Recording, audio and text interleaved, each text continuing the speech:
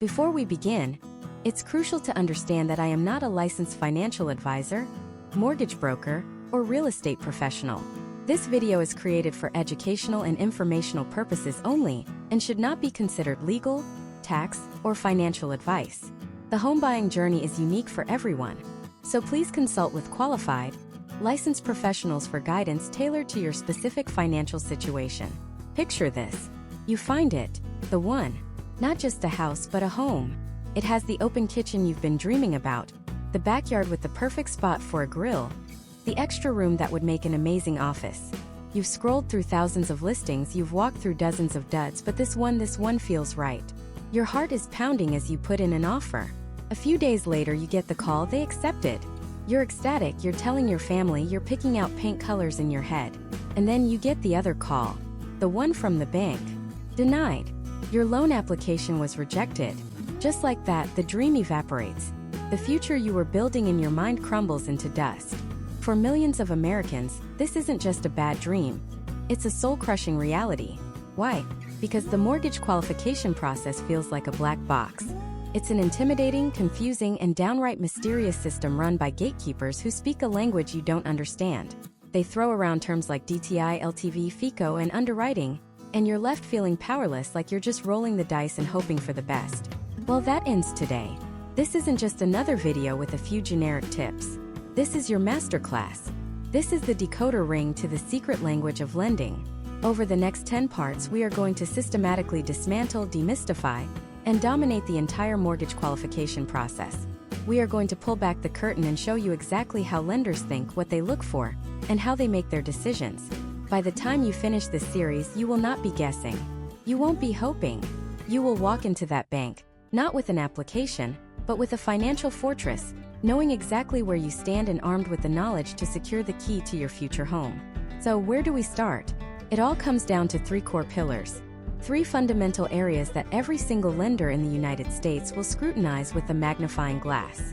These are the 3 legs of the stool that your entire application will stand on. Get these right and you're golden.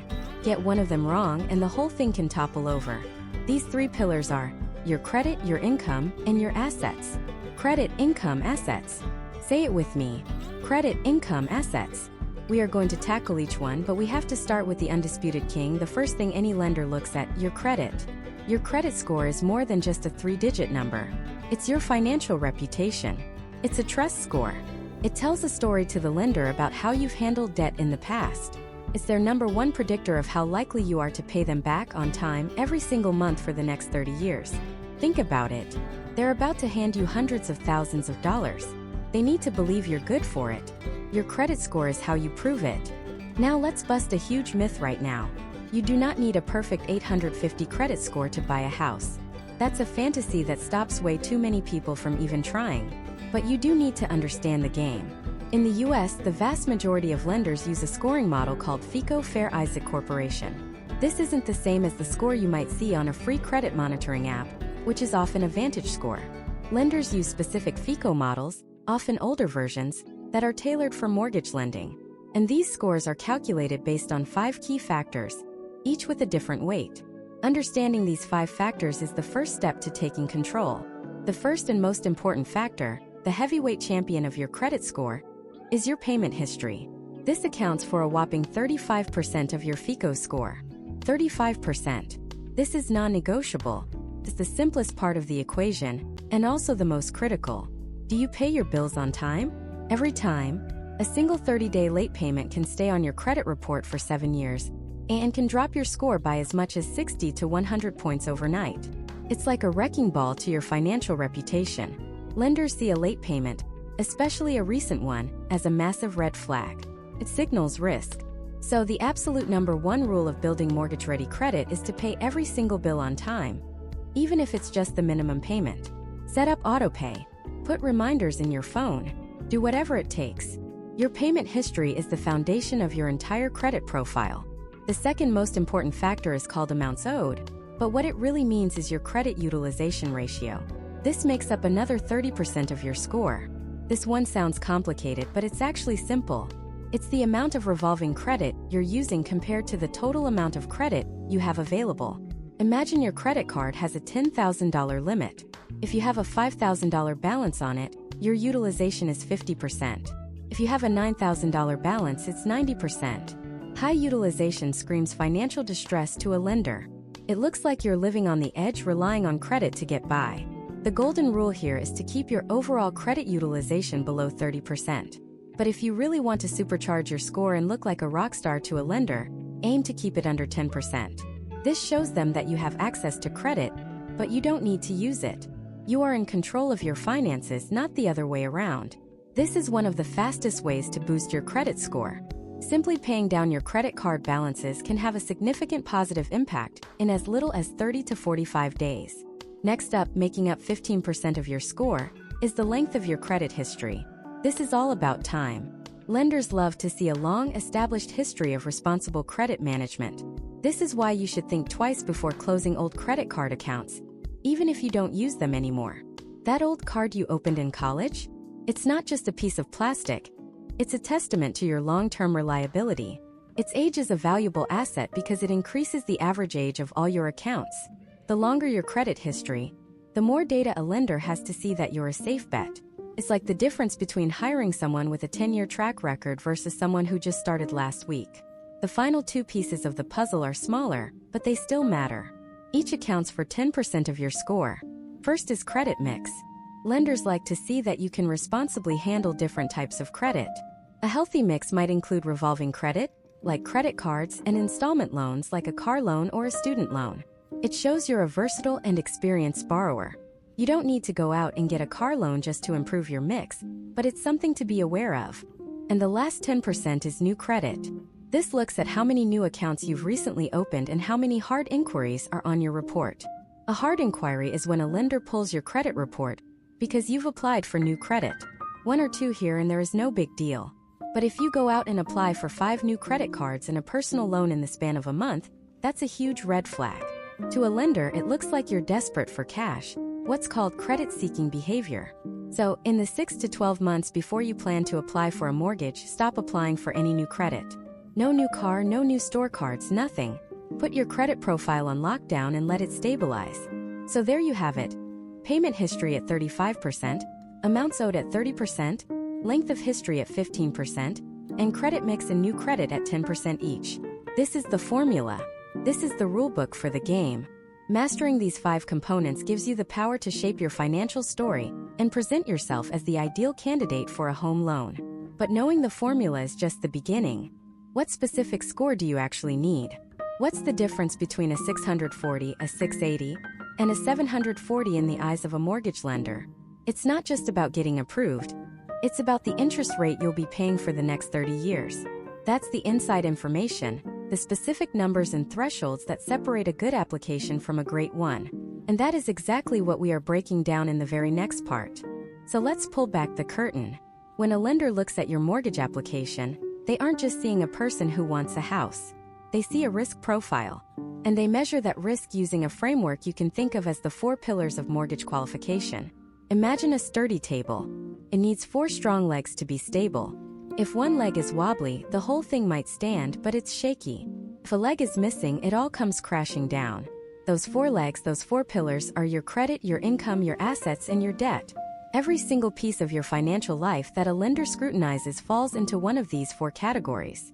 And over the next few parts, we are going to build each one of those pillars for you, brick by brick, starting with the one that causes the most anxiety, the most confusion, and is often the very first gatekeeper you have to pass through: your credit score. Now, you've heard of a credit score. You've probably checked it on a free app, seen a number, and either felt a little bit of pride or a pang of dread. But here is the first and possibly most critical piece of inside information I can give you.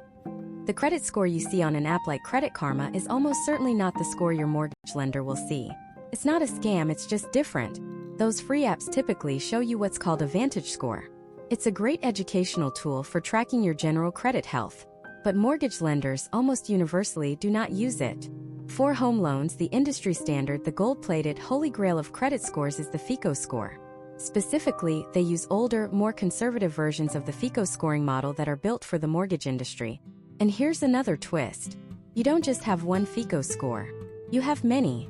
Lenders will pull your credit report and FICO scores from all 3 major credit bureaus: Equifax, Experian, and TransUnion. They will then take all three of those scores, throw out the highest one, throw out the lowest one, and use the number that's sitting right there in the middle. That one number, your middle FICO score, is the key that unlocks the entire process. It's the number that determines if you even qualify, and more importantly, how much you're going to pay for your loan. So, what are the magic numbers?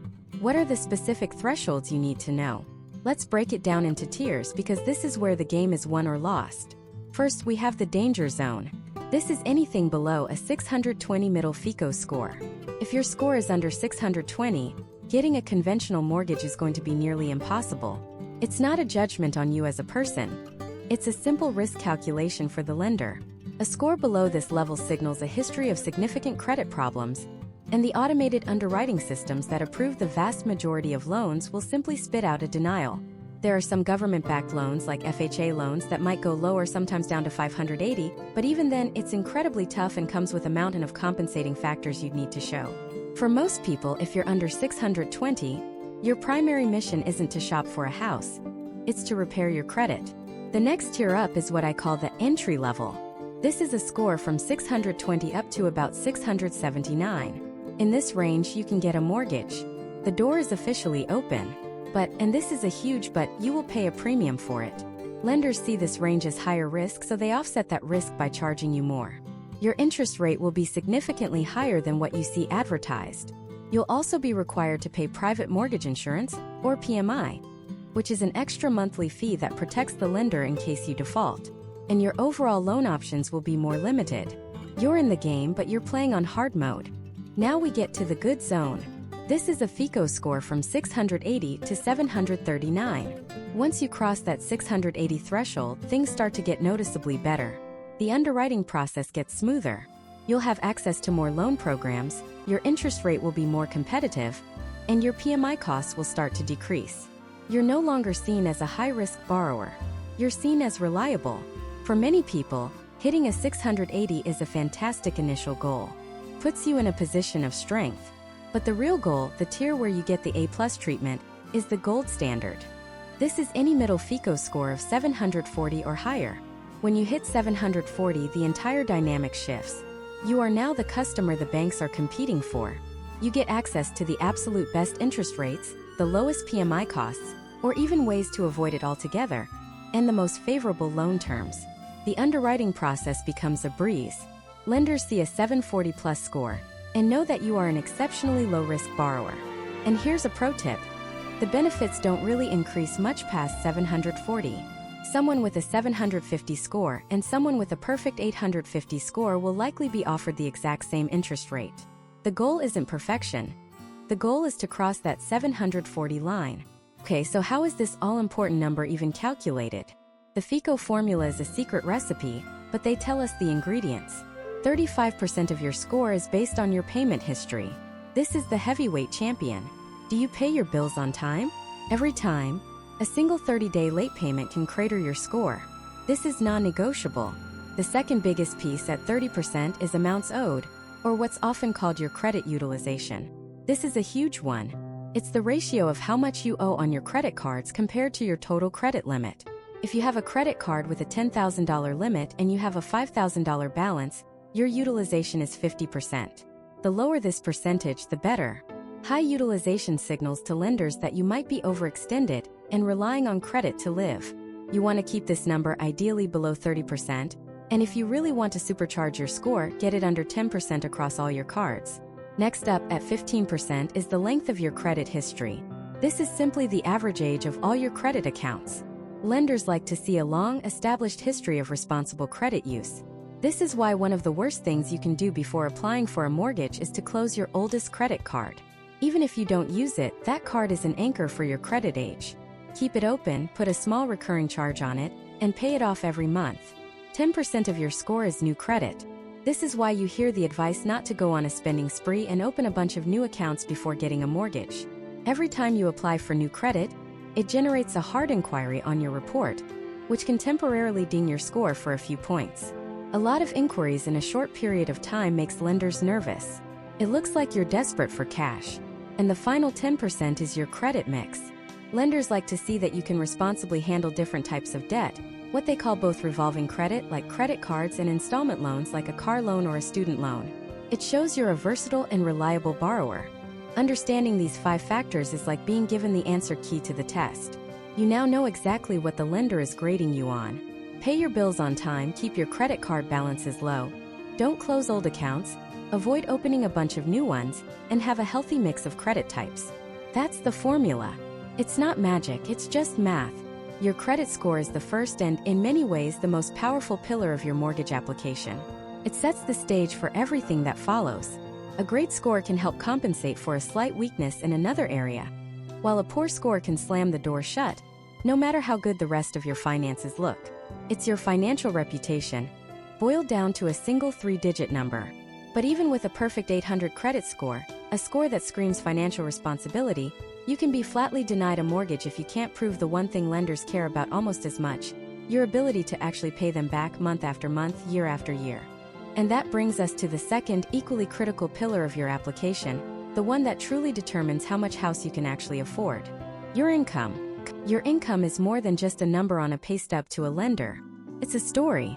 It's the narrative of your financial stability, your career trajectory, and most importantly, your proven ability to generate a consistent cash flow.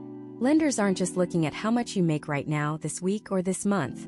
They're trying to project 30 years into the future. They are making a 3-decade bet on you, and your income history is the primary evidence they use to justify that bet. So let's break down what income actually means in the world of mortgages, because it's not always as straightforward as you might think. The absolute gold standard, the type of income that makes underwriters smile, is salaried or hourly W-2 employment. If you get a regular paycheck from an employer with taxes taken out and you've been at that job or at least in the same line of work for 2 years or more, you are in the strongest possible position. Why? Because it's predictable. It's verifiable. A lender can look at your pay stubs, look at your W-2s from the past 2 years, and see a clear, unbroken line. There's no guesswork. They can easily calculate your gross monthly income and have a high degree of confidence that it will continue. But what if you're one of the millions of Americans who are self-employed? The freelancer, the gig worker, the small business owner? Your income might be substantial, but it's not a straight line. It's a series of peaks and valleys. One month you land a huge project and your income soars. The next 2 months are a bit leaner as you line up new clients. A lender sees this as volatility, and volatility is risk. This is where the infamous 2-year rule becomes absolutely critical. If you're self-employed or work as a 1099 independent contractor, lenders will almost always require your last 2 full years of federal tax returns. They aren't just going to look at your best month. They're going to take your net income. That's your total revenue minus your business expenses. From the last 24 months, add it all together and divide by 24. That becomes your official, qualifying monthly income. Let's imagine a freelance graphic designer. In 2022, after expenses, she made $60,000. In 2023, she had a fantastic year and made $90,000. She feels like she's on a $90,000 a year trajectory, but the bank doesn't see it that way. The bank adds $60,000 and $90,000 to get $150,000. Then they divide that by 2, for an average annual income of $75,000. For qualification purposes, her monthly income is $6,250, not the $7,500 she might have been expecting based on her most recent success. This is a crucial detail that trips up so many entrepreneurs. They look at their current bank balance and feel rich, but the lender is looking at the long-term, averaged-out history. They need to see a stable or preferably an upward trend over at least 2 years. A downward trend, making less last year than the year before, is a major red flag. The same logic applies to income from commissions, bonuses, or overtime. If you're a salesperson and a huge chunk of your income comes from commissions, a lender won't just take your word for it that you'll have another great year. They'll need to see the W-2s and pay stubs to prove you've been consistently earning that extra income for, you guessed it, at least 2 years. They'll average it out to create a predictable monthly figure. A single massive bonus you received one time 3 years ago? To a lender, that's a ghost. It doesn't exist. They're looking for patterns, not windfalls. Now, here's a piece of information that might actually make you feel a little better about your numbers. It's one of the most common points of confusion for first-time homebuyers. When you think about your monthly budget, you think in terms of your take-home pay, right? The amount that actually hits your bank account after taxes, health insurance, and your 401k contribution are taken out. This is called your net income. But lenders don't look at your net income. They use your gross monthly income. That's your salary before a single penny is taken out for taxes or deductions. So, if your salary is $72,000 a year, you might only take home, say, $4,500 a month. But for mortgage qualification, the lender is using the full $6,000 as your monthly income.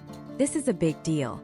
It significantly increases the number that all the other calculations are based on, giving you more borrowing power than you might have calculated on your own. So how do they prove all this? It's a paper trail. You'll be asked for your most recent pay stubs, typically covering the last 30 days. You'll provide your W-2 forms from the last 2 years.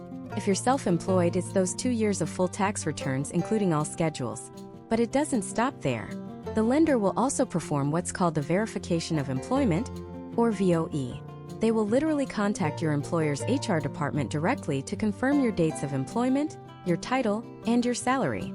They do this right after you apply, and often they do it again just days before you're scheduled to close on the house, to make sure you haven't quit your job or changed your pay structure at the last minute. This is why you hear the cardinal rule of home buying. Do not change jobs, quit your job, or make any major financial changes while you are in the process of getting a mortgage. Ultimately, the story your income needs to tell is one of stability and continuance. A lender needs to be confident not only that you've earned this money in the past, but that you are very likely to continue earning it in the future. Have you been in the same job for 5 years? Fantastic! Have you switched companies a year ago but stayed in the same industry and got a pay raise? That's great too. It shows career progression. But did you switch from being a salaried accountant to a 100% commission-based real estate agent 3 months ago? Even if your potential income is higher, you've just reset the clock. A lender will see that as a brand new, unproven income stream and will likely want to see a 1 to 2 year history in that new role before they'll feel comfortable lending to you. Think of your income like a river. A lender wants to see a wide, steady river that has been flowing consistently for years.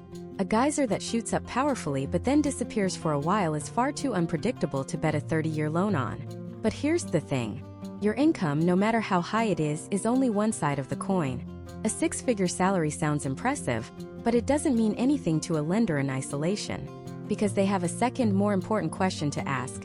How much of that beautiful, stable, verified gross monthly income is already spoken for before you even think about a mortgage payment? What are your existing financial obligations?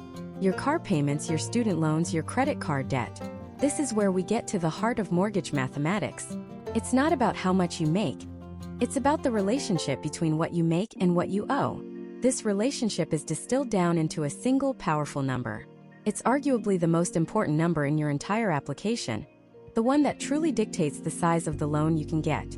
It's called the debt-to-income ratio, and it connects everything we've just talked about, your income, to the third pillar of your application, your existing debts.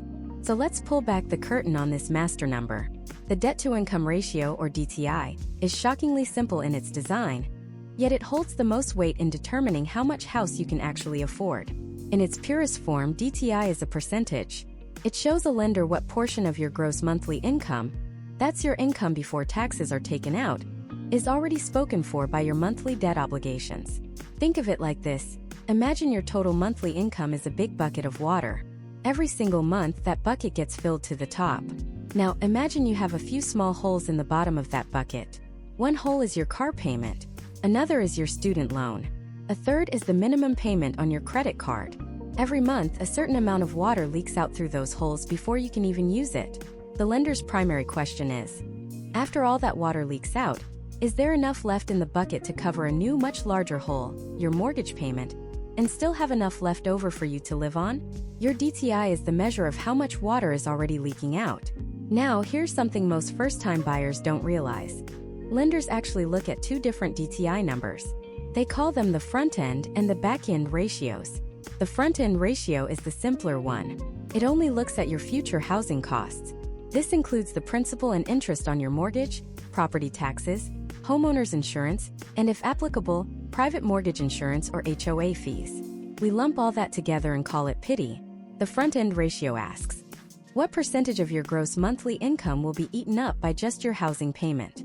But the one that really matters, the one that can make or break your approval, is the back-end ratio. This is the big one. The back-end ratio takes your entire proposed housing payment, that PITI we just mentioned, and adds it to all of your other existing monthly debt payments. It's the total measure of your financial obligations against your income. When a loan officer says your DTI is too high, they're almost always talking about this back-end number. It gives them the most complete picture of your financial life. So what exactly counts as debt in the eyes of a lender? This is where a ton of confusion comes in, so let's clear it up right now. Lenders are looking for fixed, recurring monthly payments that you are legally obligated to make. This isn't your grocery bill or your Netflix subscription. Here's the typical checklist. First, any and all loans. This means car loans, student loans, and personal loans. They will take the minimum monthly payment that shows up on your credit report and add it to the tally. It doesn't matter if you usually pay extra. They use the required minimum. Second, credit card payments. Again, they're not looking at your total balance. They are looking at the minimum monthly payment required for each card. Even if you have a zero-interest promotional rate, they will typically calculate a payment based on about 1% of the balance, or use the minimum reported on your credit statement. If you have a $10,000 balance, they're going to count at least a $100 monthly payment against you, even if you plan to pay it off next week. Third, any court-ordered payments. This is primarily alimony or child support. If you are legally required to make these payments each month, they are absolutely counted in your DTI calculation. And finally, any co-signed loans. This is a huge trap for many people. If you co-signed on a car for your sibling or a student loan for your child, that debt is 100% yours in the eyes of the lender. Even if that other person has never missed a payment, that full monthly payment counts against your DTI.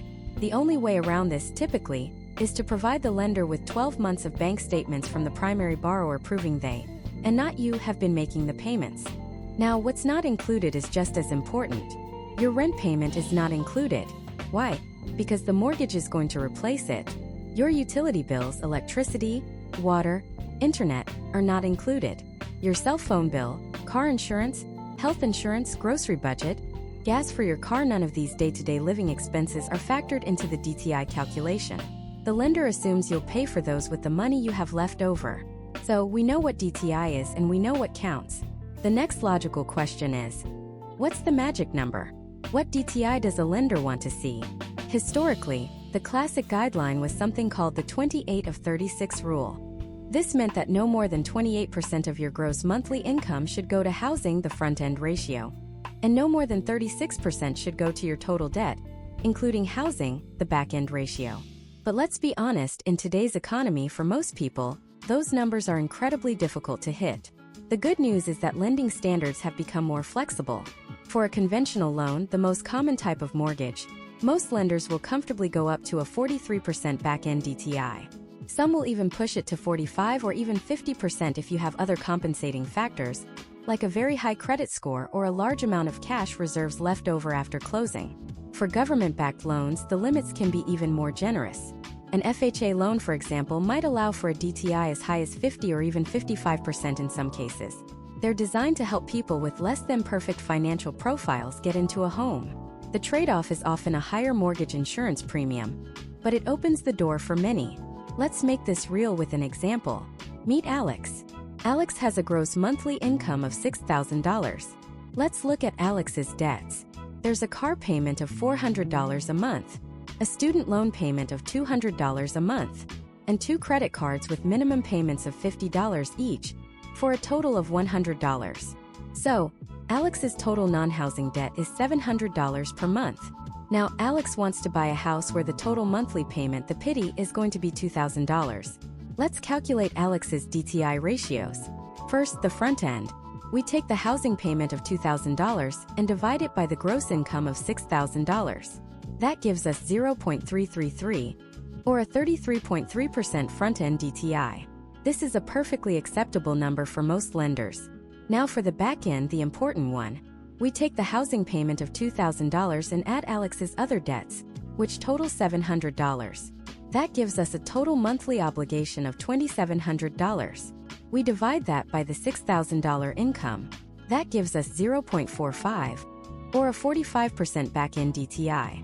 So can Alex get the loan? The answer is maybe.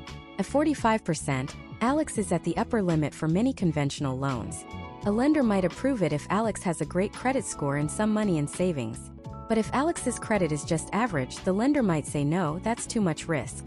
They might come back and say, We can only approve you for a loan where your back-end DTI is 43% or less. This is the DTI tug-of-war. To get that number down, Alex has two levers to pull: decrease the debt or increase the income. Decreasing the debt is often the fastest path. If Alex could pay off one of those $50 credit cards, that might not seem like much, but it could be enough to nudge the DTI into the approval zone. Paying off that $400 car loan would be a game changer, dramatically increasing Alex's purchasing power. This simple calculation is the heart of mortgage qualification. It's the mathematical formula that connects how much you earn to how much you owe, and ultimately how much you can borrow. It's the reason why two people with the exact same income can be approved for wildly different loan amounts. One might be debt-free and qualify for a mansion, while the other is saddled with student loans and car payments and can only qualify for a small condo. Your DTI tells the lender your story. It shows them how you manage your money and how much room you have in your budget to take on the single biggest financial responsibility of your life. But even with a stellar income and a beautifully low DTI, there's one more critical piece of the puzzle that lenders need to see. They need to know you have the cash on hand to actually seal the deal. We're talking about the fourth pillar of your application: your assets, your savings, and the all-important down payment. So let's dive right into that treasure chest, because that's really what your assets are. It's the proof that you're not just playing with Monopoly money. You have real, tangible resources to bring to the table. And the single biggest piece of treasure in that chest, the one everyone talks about, is the down payment. Now, I need to stop right here and bust the biggest, most persistent, and most destructive myth in all of real estate. You do not, I repeat, you do not need a 20% down payment to buy a house in the United States. Let me say it again for the people in the back. The 20% down payment is a myth. It's advice from a bygone era, like telling someone to get a landline. Is putting down 20% a good thing? Absolutely. It has some major benefits we'll talk about. But is it a requirement? Not even close. In reality, you can get into a home with far, far less. For conventional loans, the most common type, you can often qualify with as little as 3 to 5% down. If you're looking at an FHA loan, which is backed by the government and fantastic for first-time buyers, you might get in with just 3.5% down. For our veterans and active duty service members, a VA loan often requires 0% down. That's right, zero. So if you've been sitting on the sidelines for years, scraping together every penny thinking you needed to hit that magical 20% number, I want you to take a deep breath. That finish line might be much, much closer than you thought. But here's the first critical distinction you need to understand. Your down payment is not the only cash you need. There's a bigger number called your cash to close. Think of it like this: the down payment is the price of the ticket to the concert, but your cash to close includes the ticket price plus the service fees, the facility fees, and the ridiculous convenience charge. It's the total amount of money you have to bring to the closing table to get the keys. So what are these service fees? They're called closing costs. This is a bucket of expenses that typically runs anywhere from 2 to 5% of the home's purchase price. This covers a whole host of things: the appraisal fee to confirm the house is worth what you're paying, the title insurance to make sure the seller actually has the right to sell it to you, attorney fees, loan origination fees from the lender, the cost of recording the deed with the county, and prepaying some of your property taxes and homeowner's insurance. It adds up. So, if you're buying a $300,000 house with 5% down, you're not just bringing $15,000 to closing. You need that $15,000 for the down payment, plus another $6,000 to $15,000 for closing costs. Your total cash to close is suddenly in the $20,000 to $30,000 range. This is the number one surprise that trips up first-time homebuyers. They save for the down payment but completely forget about the closing costs. Don't let that be you. Now let's circle back to that 20% number. If you don't need it, why does everyone talk about it? The answer is 2 words and 1 acronym: private mortgage insurance, or PMI. PMI is your lender's insurance policy against you. It sounds harsh, but it's true. When you put down less than 20%, the lender sees you as a higher risk. You have less skin in the game. If you default on the loan, they stand to lose more money. So, to protect themselves, they require you to pay for an insurance policy. The key thing to understand is that this insurance protects them, not you. You pay the monthly premium, but if you default, the insurance company pays the lender. This PMI payment gets rolled right into your monthly mortgage payment, making it higher. It can be anywhere from $30 to a few $100s a month, depending on the loan amount and your credit score. It's essentially the fee you pay for the privilege of buying a home with a lower down payment. The good news is, for conventional loans, PMI isn't a life sentence. Once you've paid down your mortgage to the point where you have 20% equity in your home, you can request to have the PMI removed. Your monthly payment then drops, which is a fantastic feeling. So the down payment becomes a strategic decision. Do you wait longer to save up 20% and avoid PMI from the start? Or do you get into a house sooner with a lower down payment, start building your own equity instead of your landlord's, and just pay PMI for a few years? There's no single right answer. It's a personal financial calculation. Okay, so you've figured out your down payment strategy and you've accounted for closing costs. You have the money sitting in your bank account. You're good to go, right? Not so fast. The lender has another question, and it's a big one. Where did that money come from? This brings us to the concept of sourcing and seasoning your assets. Lenders are required by federal law, like the Patriot Act, to verify the source of your funds to prevent money laundering and fraud. They can't just see a $50,000 deposit appear in your checking account a week before you apply for a loan. Imagine you're the lender. Someone walks in and says, "I'd like a $300,000 loan, please. And for the down payment, here's a duffel bag full of cash that my friend gave me yesterday." You'd show them the door, right? A massive, undocumented wire transfer is the digital equivalent of that duffel bag. This is why lenders will ask for your last 2 to 3 months of bank statements for any account you're using for the purchase. They are looking for a consistent balance and a clear paper trail. This is what seasoning means. They want to see that the money has been sitting in your account for a period of time, typically at least 60 days. If you do have a large recent deposit, you better be able to document it. Was it a tax refund? Show them the check from the Treasury. Was it the sale of your old car? Show them the bill of sale. Was it a bonus from work? Show them the pay stub. Every dollar needs a story, and that story needs to be backed up with paperwork. Now, what kind of assets can you actually use? The most obvious is liquid cash in your checking and savings accounts. This is the gold standard. It's easy to verify and instantly accessible. Next, you have investments like stocks, bonds, and mutual funds. You can absolutely use these.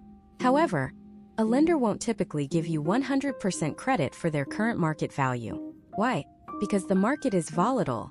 Your stocks could be worth $100,000 today and $80,000 tomorrow. So, to be safe, a lender might only count 70 or 80% of the value of your investment accounts. They want to see that even with a market dip, you'd still have enough cash after you liquidate. What about retirement accounts like your 401k or an IRA? This is a more complex area. Yes, you can often use these funds, but you need to be careful. Many 401k plans allow you to take out a loan against your balance. The great thing about a 401k loan is that you're paying the interest back to yourself, and it doesn't count as new debt on your DTI ratio. However, if you leave your job, you often have to repay the loan in full very quickly, or it becomes a taxable distribution with a penalty. You can also make a straight-up withdrawal, but that usually comes with hefty income taxes and a 10% early withdrawal penalty if you're under 59 and a half. It can be a very expensive way to fund a down payment, so you should always talk to a financial advisor first. Finally, there's one of the most common sources of down payment funds, especially for first-time buyers: a gift. Maybe your parents or a close relative want to help you out. This is fantastic, and lenders are perfectly fine with it, but it has to be done by the book. You can't just have your mom wire you $20,000. Remember the duffel bag? To use gift funds, you need a formal gift letter. This is a signed document that explicitly states 3 things: the name of the person giving the gift, the amount of the gift, and most importantly, a sentence that says, "This is a true gift with no expectation of repayment." The lender needs to know this isn't a secret loan that you'll have to pay back, because that would be an undisclosed debt that messes up your DTI ratio.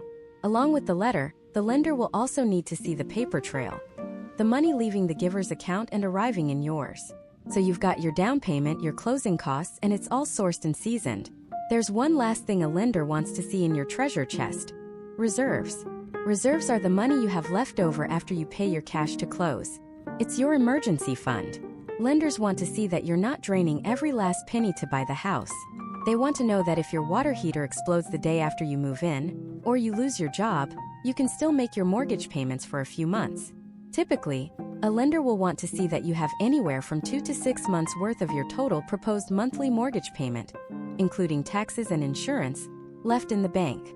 For a $2,000 monthly payment, that means having $4,000 to $12,000 in reserve. It's their final security blanket, proof that you have a financial cushion and aren't living on the edge. It shows them you're not just ready to buy the house, you're ready to own it. And owning it means being prepared for the unexpected. Your assets don't just get you the keys. They prove you're capable of handling the responsibility that comes with them. So now we've talked about the 3 core pillars of your financial profile: your credit, your income, and your assets. Each one tells a piece of your story. Credit shows your history of reliability. Income shows your present ability to earn. And assets show your preparation for the future. But a lender needs to take all those pieces and assemble them into a single snapshot answer to one question. Based on everything we know, can this person realistically handle this new mortgage payment on top of their existing life? To answer that, they don't just use a gut feeling. They use a formula. A simple, powerful, and arguably the most important calculation in the entire mortgage process. This is the engine under the hood of mortgage qualification. It's called the debt-to-income ratio, or DTI. Understanding DTI is like being given the secret playbook. It's the metric that translates your entire financial life into a single percentage that lenders use to make a black and white decision. So what is it? In the simplest terms, your DTI is the percentage of your gross monthly income. That's your income before taxes are taken out. That goes toward paying your monthly debts. Imagine your monthly paycheck is a whole pie. Your DTI is the slice of that pie that you've already promised to other people before you even get a chance to buy groceries, pay for gas, or save a dime. The bigger that slice, the more nervous a lender gets. Now, it gets a little more specific. Lenders actually look at 2 different types of DTI. The first is called the front-end ratio, also known as the housing ratio. This one is simple. It only looks at one thing: your future all-in housing payment. We call this PITI, which stands for principal, interest, taxes, and insurance. It's the total estimated monthly cost of owning that specific home. The front-end ratio takes that PITI payment and divides it by your gross monthly income. So if your estimated PITI is $2,000 and your gross monthly income is $8,000, your front-end DTI is 25%. This ratio tells the lender what percentage of your income will be dedicated solely to keeping a roof over your head. But the second ratio is the one that really matters. This is the main event. It's called the back-end ratio, or your total DTI. And this is the one people are almost always talking about when they just say DTI. The back-end ratio takes everything into account. It takes that same future housing payment, the PITI, and adds it to all of your other existing monthly debt payments that show up on your credit report. We're talking about your car payment, your student loan payments, the minimum payments on all your credit cards, any personal loans, child support or alimony payments, all of it. That grand total of all monthly debts, including the new house, is then divided by your gross monthly income. This number, this single percentage, gives the lender the most complete picture of your financial obligations. It shows them how much of your income is truly spoken for each and every month. It's their primary tool for measuring risk. A low DTI suggests you have plenty of financial breathing room.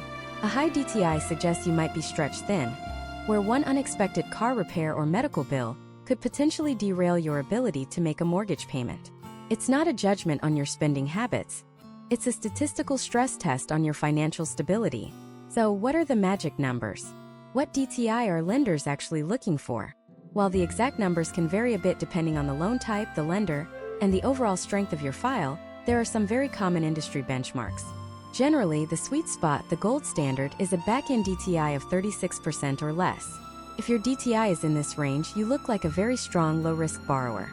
You'll likely have access to the best programs and the most favorable interest rates. Now, most people aren't there, and that's okay. For most conventional loans, the most common type of mortgage, lenders will often go up to a 43% DTI. This is a very common ceiling. For years, this was considered the standard line in the sand. However, in today's market, many lenders have programs that can stretch that limit, sometimes up to 45%, or even as high as 49.99% for borrowers with very strong compensating factors. What's a compensating factor? Things like an exceptionally high credit score, a large amount of cash reserves left over after closing, or a very large down payment. You're basically giving the lender other reasons to feel secure, even though your DTI is on the higher side. For government-backed loans like an FHA loan, the DTI limits can be even more generous, sometimes going into the low 50s. These programs are designed to help people get into homes, so they allow for a bit more flexibility, but it often comes at the cost of higher mortgage insurance. So how do you figure out your own DTI? Let's do a real-world example. First, you need your gross monthly income. Let's say you and your partner make a combined $90,000 a year. To get your gross monthly income, you divide that by 12. So, $90,000 divided by 12 is $7,500 per month. That's our starting number. Second, list out all your monthly debts. Let's say you have one car payment of $450 a month. You have student loans totaling $350 a month. And you have a few credit cards, and the combined minimum monthly payments on all of them add up to $150. So you add those up, $450 plus $350 plus $150 equals $950 in existing monthly debt. Third, you need to estimate your future PITI, your total housing payment. This is a bit of a guess before you have a specific house, but a good loan officer or an online mortgage calculator can give you a solid estimate.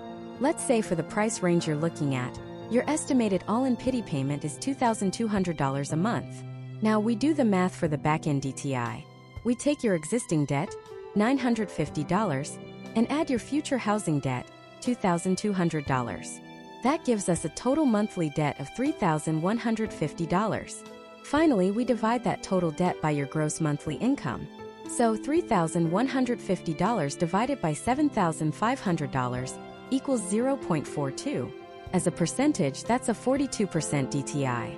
In this scenario, with a 42% DTI, you are right in the zone for a conventional loan. You're in a good position. But you can also see how fragile this is. If you were to go out and finance a new sofa for $100 a month, your DTI would jump to 43.3%, potentially pushing you right over the edge of qualification for that lender.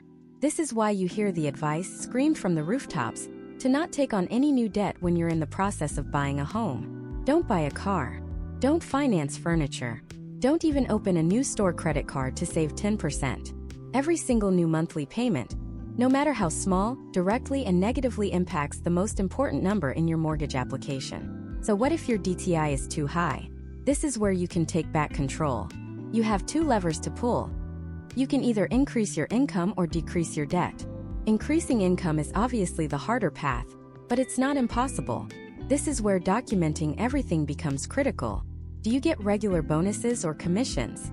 Do you have a side hustle with a 2-year history? All of that can potentially be used to increase the income side of the equation.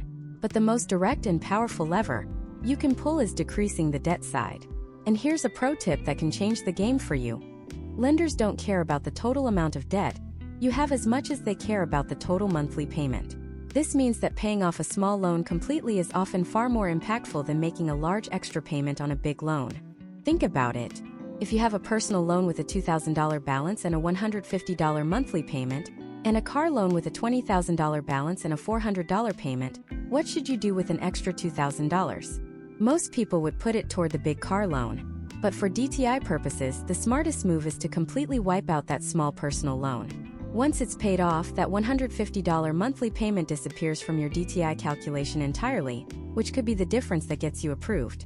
It's about eliminating monthly payments, not just reducing balances. Understanding your debt-to-income ratio isn't just about math. It's about understanding the language the lenders are speaking.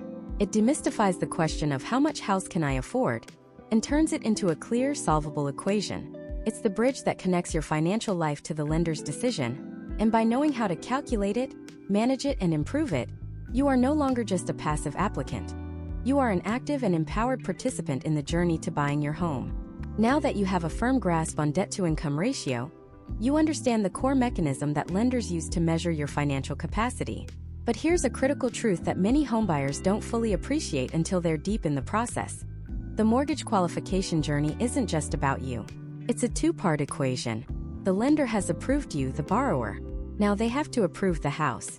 This is the moment where the abstract numbers on your application meet the real-world brick and mortar of your future home. And the lender scrutinizes that home with the same intensity they used on your bank statements. Why? Because the house isn't just your home. It's the lender's collateral. It's their ultimate safety net. If for any reason you stop making payments, the bank's only recourse is to take possession of the property and sell it to recoup their investment. So you might be in love with the charming front porch and the big backyard, but the lender is in love with one thing and one thing only: the property's ability to hold its value. This brings us to one of the most nerve-wracking and pivotal moments in the entire home buying process: the appraisal. After you're under contract, your lender will order an appraisal. This is not a home inspection. That's a separate process you arrange to check for structural problems or needed repairs. The appraisal is a professional, unbiased opinion of the fair market value of the property. It's conducted by a licensed, third-party appraiser who has no skin in the game. Their only job is to give the lender an honest number. Think of it this way. You've agreed to pay the seller, let's say, $500,000 for the house. The lender is essentially saying, okay, we're willing to lend you the money to do that, but first, we need our own expert to confirm that this house is actually worth $500,000. So how do they figure that out? The appraiser visits the property. They'll measure it, note the number of bedrooms and bathrooms, assess the overall condition, check for any major upgrades or obvious flaws. But the most important part of their job happens back at their desk. They begin a meticulous search for comps, which is short for comparable sales. They are looking for recently sold properties, ideally in the last 3 to 6 months, that are as similar as possible to your potential home, in the same neighborhood. Same number of beds and baths, similar square footage, similar age, similar condition. It's like pricing a used car. If you want to know what your 2019 Honda Accord is worth, you don't look at the price of a brand new Porsche or a 1995 Ford pickup. You look at what other 2019 Honda Accords with similar mileage and features have recently sold for in your area. The appraiser does the exact same thing but with houses. They'll find 3 or 4 solid comps, make slight adjustments for differences. Maybe your house has a new roof so it gets a little bump in value, or maybe a comp had a finished basement and yours doesn't, so your value is adjusted down. And then they use this data to arrive at a final appraised value. This report then goes directly to the lender. And this is where things can get interesting. In a perfect world, the appraisal comes in at or above the purchase price. If you agreed to pay $500,000, and the appraiser says it's worth $500,000 or more, everyone breathes a sigh of relief. The loan process continues, and you're one step closer to closing. But what happens if the appraisal comes in low? What happens if the dream house you offered $500,000 for is only valued by the appraiser at $480,000? This is what's known as an appraisal gap, and it creates a $20,000 problem. The lender will only finance the loan based on the lower of 2 numbers, the purchase price or the appraised value. In this case, they will only lend you money based on a value of $480,000. This is a critical moment, but it's not a deal killer. You have a few options. First, you can try to negotiate with the seller. You can go back to them with the appraisal report in hand and say, look, an independent expert says your house is worth $20,000 less than our agreed price. You need to lower the price to match the appraisal. In a buyer's market, this often works. The seller knows the next buyer's appraiser will likely come to the same conclusion. Second, if the seller won't budge, you can choose to cover the gap yourself. This means you would need to bring an extra $20,000 in cash to closing, on top of your planned down payment and closing costs. For many buyers, this simply isn't an option. Third, you can meet in the middle. Maybe the seller agrees to drop the price by $10,000, and you agree to bring an extra $10,000 to the table.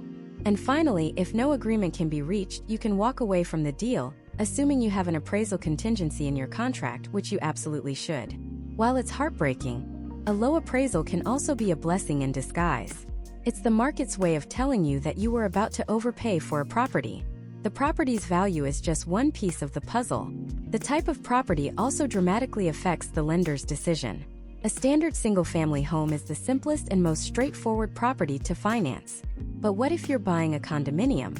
When you buy a condo, the lender isn't just underwriting you and your specific unit.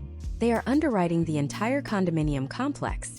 They will send the condo association a lengthy questionnaire, digging into the financial health of the building. They want to know things like, what percentage of the units are owner-occupied versus rented? A high number of renters can be a red flag. What are the cash reserves of the homeowners association? If the roof needs replacing, do they have the money? Or will all the owners face a massive special assessment? Are there any pending lawsuits against the association? If the condo association is financially unstable or poorly managed, the lender might refuse to write a loan for any unit in that building, no matter how perfect your own finances are. The same goes for multifamily properties, like a duplex or a fourplex. Lenders view these as higher risk because they have an investment component. The underwriting will be more stringent, they may require a larger down payment, and they will want to analyze the potential rental income and expenses of the other units. And if you're looking at something truly unique, a log cabin, a dome home, a tiny house on a permanent foundation, be prepared for a challenge. The biggest hurdle here goes back to the appraisal. If an appraiser can't find any comparable sales for a unique property, it's incredibly difficult for them to establish a credible value, which can make getting a loan nearly impossible. Finally, the specific property you choose has a direct and powerful impact on that DTI calculation we just mastered. Remember PITI? Principal, interest, taxes, and insurance. The principal and interest are determined by your loan amount and interest rate. But the T and the I, taxes and insurance, are determined entirely by the house itself. Property taxes are a huge variable. You could have two houses with the exact same $500,000 price tag, just 5 miles apart in different counties or school districts, and one could have property taxes of $400 a month while the other is $800 a month. That $400 difference goes directly into your DTI calculation and can be the difference between getting approved or denied. The same is true for homeowners insurance. A newer home built to modern codes in a low-risk area might cost just $100 a month to insure. An older home in an area prone to flooding or wildfires could cost 3 or 4 times that, or you may need to purchase separate, expensive policies for those specific risks. Lenders require you to have this insurance, and its cost is baked right into your total monthly housing expense. So, as you move from pre-approval to house hunting, you have to shift your mindset. You're not just looking for a home you love. You're looking for a home the lender will love too. You're looking for a property that is valuable, insurable, and located in an area with a manageable tax burden. Because in the end, the property itself is the silent, but arguably most important, co-signer on your mortgage loan. It's the physical asset that anchors the entire financial transaction, and understanding how lenders view it is the key to navigating the crucial middle game of your journey to homeownership. The property isn't just a pile of bricks and mortar. It's the silent partner in your loan application. The lender is not just betting on you and your ability to repay the loan. They are betting on the house itself. Think about it from their perspective. If for whatever reason you stop making payments, their only recourse is to take possession of the property and sell it to recoup their investment. So they need to be absolutely certain that the house is worth what you're paying for it. This is where the single most nerve-wracking and misunderstood step for many buyers comes into play: the appraisal. Once you're under contract, one of the first things your lender will do is order an appraisal. This is not a home inspection. A home inspector works for you looking for problems with the house. An appraiser works for the lender, and their sole job is to provide an independent, professional opinion of the property's fair market value. They are a third-party, licensed professional who has no stake in the deal. They don't care if you get the house if the seller is happy, or if the real estate agents make a commission. Their only loyalty is to providing an accurate number. So how do they come up with this magic number? It's part science, part art. The appraiser acts like a real estate detective. Their primary method is to find comps, which is short for comparable sales. They search for at least 3 properties that are as similar as possible to your target house, that have sold recently, usually within the last 6 months, and that are located as close as possible, ideally within a 1-mile radius. They're looking for homes with a similar square footage, the same number of bedrooms and bathrooms, a similar lot size, similar age, and similar condition. They'll take the sales prices of these comps and then make adjustments. For example, if your house has a brand new kitchen but the comp has a kitchen from 1985, the appraiser will adjust the comp's value upwards. If a comp has a swimming pool and your house doesn't, they'll adjust the comp's value downwards. They factor in everything from the quality of the school district to the view from the back porch. After analyzing all the data, they compile a detailed report and deliver their final opinion of value. This report is the lender's security blanket. It confirms that the loan amount they're giving you is backed by a tangible asset of equal or greater value. Now, in a perfect world, the appraisal comes in at or above your agreed-upon purchase price. Everyone breathes a sigh of relief, and the process moves forward. But we don't live in a perfect world. The moment that every buyer and seller dreads is when the appraisal comes in low. Let's say you agreed to buy a house for $400,000. You're putting 20% down, which is $80,000, and getting a loan for $320,000. But the appraiser, after their analysis, determines the house is only worth $380,000. This creates a $20,000 gap. The lender will only lend you money based on the lower of 2 numbers, the purchase price or the appraised value. In this case, that's $380,000. They will lend you 80% of that value, which is $304,000. But you need a $320,000 loan to make the deal work. Suddenly you are short.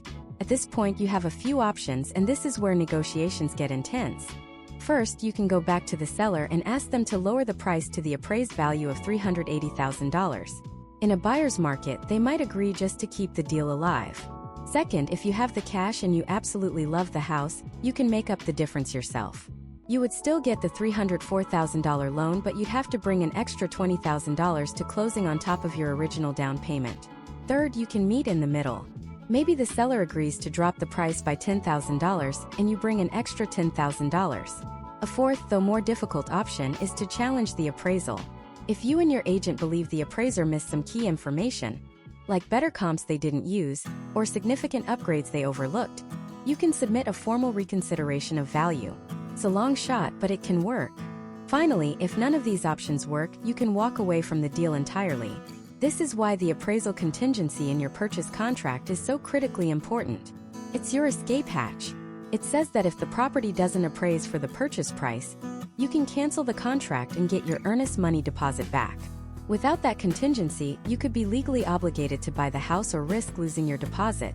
But the appraiser's job doesn't stop at just the value. They also assess the general condition of the property. They're looking for anything that could pose a health and safety risk or jeopardize the structural integrity of the home. We're talking about things like a leaky roof, broken windows, a non-functional heating system, or missing handrails on a staircase. For government-backed loans like FHA or VA loans, the standards are even stricter. They'll flag issues like peeling paint on homes built before 1978 because of the risk of lead. If the appraiser finds these kinds of issues, they can make the appraisal subject to repairs. This means the lender will not fund your loan until those specific problems are fixed, and the appraiser comes back out to verify the work has been completed. This can throw a major wrench in the timeline and lead to another round of negotiations with the seller over who will pay for the repairs. The type of property you're buying also undergoes intense scrutiny. A standard single-family home is the easiest to finance. But what if you're buying a condominium? The lender isn't just approving you and your specific unit. They have to approve the entire condo association. They will send the homeowners association a lengthy document called a condo questionnaire. They want to know things like, what percentage of the units are owner-occupied versus rented? A high number of renters can be a red flag. Does the HOA have adequate cash reserves for future repairs? Is the association involved in any major lawsuits? Does any single person or entity own more than 10% of the units? If the condo project doesn't meet the lender's specific guidelines, they won't approve the loan, no matter how perfect your financial profile is. They know that a poorly managed association can decimate a property's value, and that's a risk they are unwilling to take. Similarly, buying a multifamily property with 2 to 4 units often comes with higher down payment and reserve requirements. And unique properties like a log cabin, a dome home, or a manufactured home not permanently affixed to a foundation can be a financing nightmare. It's hard to find good comps for them, making them difficult to value, and lenders see them as harder to sell in the event of foreclosure. Finally, the lender needs to ensure the property has a clean history. This is done through a title search. A title company scours public records to make sure the seller is the true legal owner and that there are no outstanding claims or liens against the property. A lien is a legal claim on the property for an unpaid debt. It could be from an old unpaid property tax bill, a contractor who was never paid for a kitchen remodel, or even a previous owner's child support judgment. Any of these clouds on the title must be cleared before the sale can go through. To protect both you and themselves from any undiscovered issues, the lender will require you to purchase 2 title insurance policies. One for you and one for them. And of course, they need to protect their collateral from future disaster. You will be required to have a homeowner's insurance policy, also known as hazard insurance, in place before closing. If the house burns down in a fire or is destroyed by a tornado, the lender needs to know that their investment is protected. The insurance company would pay off the mortgage balance, ensuring the lender is made whole. So you see, the property itself is the final, critical piece of the qualification puzzle. The lender has analyzed your financial DNA, your income, your assets, your credit, your debt. Now, they've put the physical house under the exact same microscope. Once they've approved you, the borrower, and they've approved the house, the collateral, you're in the home stretch. But there's one final hurdle. All the documents, all the reports, all the verifications now go to one final gatekeeper for the ultimate decision. This is the final underwriting review. The The last gauntlet you must run before you hear the three most beautiful words in real estate: clear to close. So what exactly is this final gauntlet? It's the moment your entire financial life, neatly packaged into a digital file, lands on the desk of a single person, the mortgage underwriter. This isn't just a rubber stamp. The underwriter is the lender's last line of defense. Their job isn't to find a way to approve you. Their job is to find any reason, any tiny crack in the foundation of your file, to deny you. They are the ultimate skeptic, the financial detective hired to protect the lender's massive investment in your home. They don't know you, they don't care about your dream kitchen. They care about one thing and one thing only: risk. Can you, beyond a shadow of a doubt, repay this loan for the next 30 years? The underwriter systematically re-examines every single document your loan officer collected. They aren't just glancing at them. They are cross-referencing them, looking for inconsistencies. They're comparing the income on your pay stubs to the income on your tax returns and the deposits in your bank account. Does the story match? They're scrutinizing your bank statements not just for the balance but for the activity. Where did that random $5,000 deposit come from 2 months ago? Is it a gift? Is it an undisclosed loan from a relative? They're rereading the appraiser's report, making sure the property itself is a sound investment, free of safety issues or glaring problems that could affect its value. They're looking at the title report to ensure there are no hidden liens or ownership claims on the property. They are, in essence, trying to poke holes in the case your loan officer has built for you. Now, this is the part where most buyers start to panic, because very rarely does a file sail through underwriting on the first pass with no questions asked. In fact, it's incredibly common to get what's called a conditional approval. And that word, conditional, can send a shiver down your spine. But it shouldn't. A conditional approval is not a rejection. It's actually a green light. It's the underwriter saying, "Okay, I've reviewed everything, and this loan looks solid. I am prepared to give my final approval, on the condition that you provide a few more pieces of information or clarify a few things." These requests are called underwriting conditions, and they can range from incredibly simple to slightly more complex. A common one is a letter of explanation. Maybe you had a late payment on a credit card a year and a half ago. The underwriter will want a simple, signed letter explaining what happened. "I was traveling for work and missed the due date by 3 days. I paid it immediately upon my return, and have had a perfect payment history since." Simple as that. Another huge one revolves around large, non-payroll deposits in your bank accounts. Remember that $5,000 deposit we mentioned? The underwriter will absolutely flag that. They need to know the source of those funds to ensure it's not an undisclosed loan that would affect your debt-to-income ratio. If it was a gift from your parents, you'll need to provide a signed gift letter from them stating the money is a true gift and not a loan, along with a copy of their bank statement showing the funds leaving their account.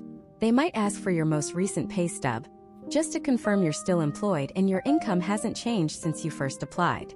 If you had a recent credit inquiry on your report because you were shopping for car insurance, they'll want a letter from you explaining that. "I was shopping for insurance rates and did not open a new line of credit." If the appraiser noted a broken window or a missing handrail on the porch, a condition of the loan will be that those items are repaired before closing, with photographic evidence to prove it. Your loan officer will act as the intermediary, collecting these final items from you and submitting them back to the underwriter. Once the underwriter has reviewed and accepted all the additional documentation, they will issue the final glorious stamp of approval. And that's when you get the call. That's when you hear those 3 magic words: clear to close. This means the underwriter is satisfied. The lender is officially, irrevocably committed to funding your loan. The finish line is in sight. The moving trucks are being booked. The champagne is on ice. But hold on. This is, without a doubt, the single most dangerous period of the entire home buying process. The time between receiving your clear to close and the actual closing day, which could be a few days or even a week, is a minefield of potential deal-killing mistakes. Because you are not done yet. The lender holds all the power until the moment the funds are wired and the keys are in your hand. And they have one final check they perform, sometimes just hours before you're scheduled to sign the papers. So let me give you the 10 commandments of the pre-closing period. Thou shalt not, under any circumstances, do any of the following. 1. Do not quit your job, change jobs, or become self-employed. Your entire approval is based on the stable, verified income from your current employer. Changing that is the fastest way to have your loan approval revoked at the 11th hour. 2. Do not buy a car, a boat, or a stadium's worth of new furniture on credit. Taking on a new monthly payment will instantly change your debt-to-income ratio, the very number your entire loan was built upon. Lenders will find out and they will pull the plug. 3. Do not co-sign a loan for anyone. Not for your brother, not for your best friend. In the lender's eyes, that debt is your debt, and it can crater your DTI. 4. Do not open any new credit cards or apply for new credit of any kind. Even if you don't use the card, the act of opening a new account can cause a slight, temporary dip in your credit score, which could be just enough to disqualify you. 5. Do not close any existing credit accounts. You might think paying off and closing a card will help, but it can actually hurt your credit score by reducing your overall available credit and shortening your credit history. Just leave everything as is. 6. Do not make any large, undocumented deposits into your bank accounts. That birthday check from grandma? That cash you got from selling your old motorcycle on Craigslist? Leave it in a shoebox until after you close. Any unsourceable funds can be seen as a red flag for a secret loan. 7. Do not change bank accounts or move money around between accounts. Lenders like stability. They verified the accounts you provided. Moving everything to a new bank last minute just creates chaos and requires a whole new round of verification that could delay your closing. 8. Don't pay off any large debts or collections unless your loan officer has specifically instructed you to do so as a condition of the loan. Paying off a collection account can sometimes cause your score to drop temporarily. 9. Don't get divorced. Okay, that's a bit dramatic, but any change in your marital status can impact the legal documents and financial qualifications, so it's best to keep your personal life stable. And finally, 10. Do not ignore any requests from your loan officer or lender. If they ask for one last document, get it to them immediately. Time is of the essence. Why is all this so critical? Because of that final check. Right before funding your loan, typically within 24 to 72 hours of your closing appointment, the lender will do two things. First, they'll do what's called a soft pull on your credit. It's not a full, hard inquiry, but it's enough for them to see if you've opened any new accounts or taken on any new debt. If a brand new $500 a month car payment shows up that wasn't there before, your closing will be halted immediately. Second, they will perform a final verbal verification of employment. They will call your employer's HR department one last time to ask a simple question. Is Jane Doe still employed with your company? If the answer is anything other than an enthusiastic yes, your loan is dead on the table. Think of this period as the final silent approach to the summit. You've done all the hard climbing. Now is the time for quiet, for stability, for not making any sudden moves. Just keep breathing, keep responding to your lender, and keep your financial life in a state of suspended animation. Your only job now is to get to that closing table with your finances looking exactly as they did when the underwriter gave you that beautiful, beautiful clear to close. Because at that table, a mountain of paperwork awaits, and with every signature, you're not just signing a document, you're stepping into the next chapter of your life. That chapter begins in a surprisingly quiet, almost ceremonial room. This is the closing. You'll be sitting across from a closing agent or an attorney, a neutral third party whose job is to execute the final transfer. Your real estate agent might be there, a familiar face offering a reassuring smile. And in front of you sits the closing disclosure you reviewed days ago, now in its final binding form, alongside a stack of documents that looks like the script to a blockbuster movie. You'll sign your name more times in 1 hour than you have in the last year. You'll initial pages detailing the loan terms, the property transfer, the tax agreements. Each stroke of the pen feels heavy, significant, because it is. This isn't just paperwork, it's a series of promises. Promise to pay, promise to maintain, a promise from the seller to transfer a clear title. It's the legal and financial crescendo of your entire journey. And then after the last signature is dry, something almost magical happens. The closing agent slides a small metallic object across the table. The keys. They feel impossibly light in your hand for what they represent. They represent every late night you worked, every dollar you saved, every document you chased down. This is the tangible proof of your success. This small piece of metal unlocks the front door to your future. The feeling is a potent cocktail of relief, exhaustion, and pure, unadulterated joy. You did it. But here's the secret no one tells you at that closing table. Getting the mortgage is the end of one journey, but it's the beginning of a much, much longer one. The journey of homeownership. Your first mortgage payment, for instance, won't be due for at least a month, sometimes longer. You'll get what's called a welcome packet in the mail. Do not throw this away. This is critical. It will tell you exactly when your first payment is due, how to set up your online account, and who to make the check out to. And that name might surprise you. Often, the lender who originated your loan, the one who put you through the underwriting ringer, will sell the servicing rights to your loan. This is a completely normal and common practice in the industry. So you might get a loan from ABC Mortgage, but a month later, you're making payments to XYZ Loan Servicing. It doesn't change your interest rate, your loan amount, or any of the terms you agreed to. It just changes the address where you send the money. The welcome packet, and any subsequent notice of a servicing transfer, will explain all of this. The key is to read your mail carefully in those first few months. Now, let's talk about that monthly payment because it's more than just the loan. Remember PITI? Principal, interest, taxes, and insurance. That T and that I are handled through your escrow account. Think of it as a separate savings account managed by your loan servicer. Every month, a portion of your payment gets diverted into this account. Then, when your property tax bills or your homeowner's insurance premiums are due, your servicer pays them on your behalf using the funds from that escrow account. You don't have to worry about saving up for a massive tax bill once a year. It's being handled automatically, in small increments. But here's the pro-level tip. That escrow amount can change. At least once a year, your servicer will conduct an escrow analysis. They'll look at what they actually paid for your taxes and insurance versus what they collected from you. If property taxes in your area went up, or your insurance premium increased, you'll have an escrow shortage. This means you didn't pay enough into the account to cover the bills. To fix this, your servicer will do two things. They'll typically give you the option to pay the shortage in a lump sum or spread it out over the next 12 months, and they will adjust your future monthly mortgage payments upwards to ensure it doesn't happen again next year. The reverse is also true. If your taxes or insurance went down, you could get a check in the mail for an escrow surplus, and your monthly payment might decrease. This is why your mortgage payment isn't always fixed, even if your interest rate is. Understanding escrow is the key to avoiding sticker shock a year or two into owning your home. Beyond the finances, you're now the captain of the ship. The leaky faucet? That's on you. The lawn that needs mowing? Your responsibility.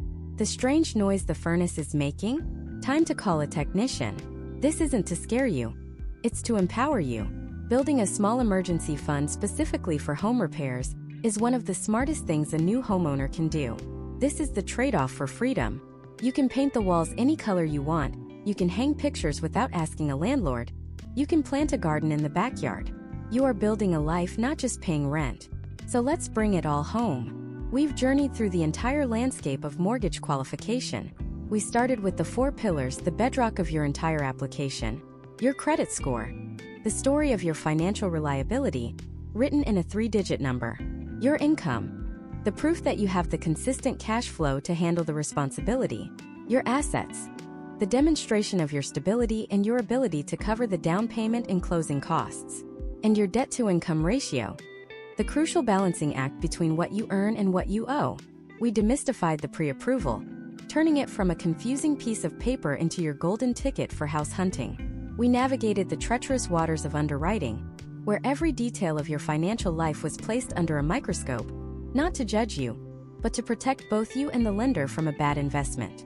We've seen how every piece of the puzzle, from a single pay stub to a 2-year-old tax return, fits together to create a complete picture of you as a borrower. This process, this entire 10-part journey, isn't just a series of hoops to jump through. It's a comprehensive financial health checkup. It forces you to confront your spending habits, to organize your financial documents, and to think critically about your long-term goals.